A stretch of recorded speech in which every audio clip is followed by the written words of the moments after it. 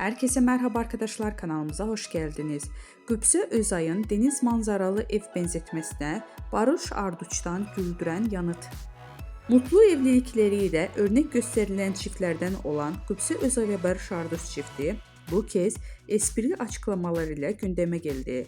Özay'ın YouTube programında yaptığı samimi yorum sosyal medyada konuşulurken Arduç da gelen sorular üzerine eşiyle ilgili sözlere eğlenceli bir şekilde karşılık verdi.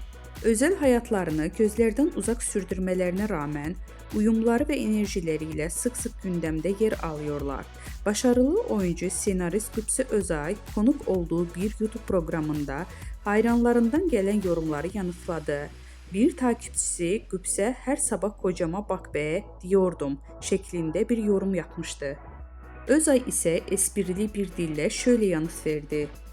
Bir ara diyordum, artık demiyorum. Deniz manzaralı bir evde yaşayınca bir süre sonra denize bakmayıp bırakmak gibi bir şey. Gazeteciler Qübsə Özay'ın bu sözlerini Barış Arduç'a hatırlatında ünlü oyuncu gülerek şu yanıtı verdi. Ne diyorsa doğru söylemiştir benim karım. Vardır bir bildiği.